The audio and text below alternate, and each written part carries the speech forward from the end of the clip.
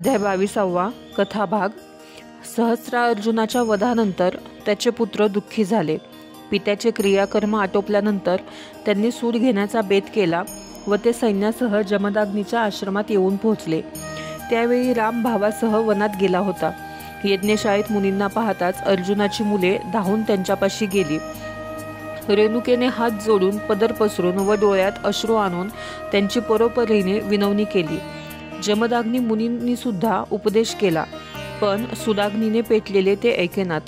रेणुकेच्या आक्रोशाला न जुमानता ते मुनींचा शिरच्छेद करूनच परत गेले. रामाला वनात अपशकुन होऊ लागले म्हणून तो घाईघाईने आश्रमात परत आला. निरपराध व निशस्त्र पित्याची हत्या झालेली पाहून त्याचे दुःख व संताप अनावर झाला.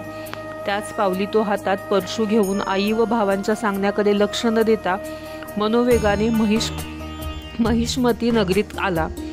त्यांनी नगरीत प्रवेश करून अर्जुनाच्या पुत्रांना युद्धासाठी आव्हान केले. ते सर्वजण शस्त्रे घेऊन बाहेर पडले. उभयंतामध्ये भयानक रणकंदन माजले, पण परशुरामाने त्या सर्वांना तर यमसदनास पाठवूनच दिले. शिवाय सर्व सैनिक, पहारेकरी, द्वाररक्षक यांना मारून सर्व नगराचा विध्वंस आरंभला. ते कार्य पुरे करून तो पुन्हा आश्रमात आला. तरीही तो रागाने फणफणत होता.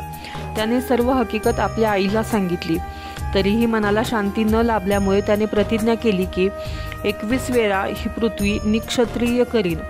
त्याच्या रक्ताने 5 सरोवरे भरून पित्याचे तर्पण करीन, तेव्हाच मुक्त होईल.